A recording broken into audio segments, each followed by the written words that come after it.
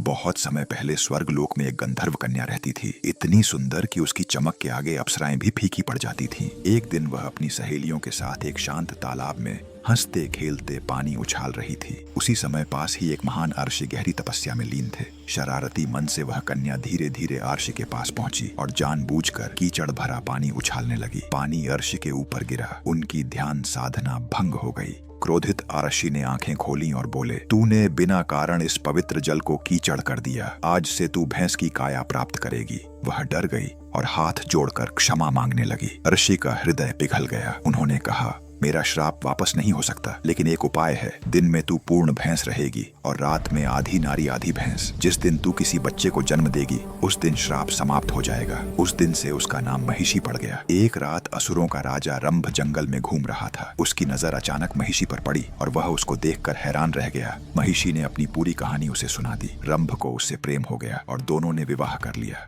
कुछ समय बाद महिषी गर्भवती हुई। उधर देवताओं ने युद्ध में रंभ को मार दिया। महिषी उसके शव पर विलाप कर रही थी और उसी क्षण उसने एक बच्चे को जन्म दिया। एक ऐसा बच्चा जिसका आधा शरीर भैंस का और आधा शरीर असुर का था। यही था महिषासुर। वह अपनी इच्छा से कभी विशाल भैंसा बन जाता, कभी एक भयंकर असुर। और यही शुरू होती है महिषासुर की वो कथा जो आगे चलकर देवताओं को भी चुनौती देने वाली थी।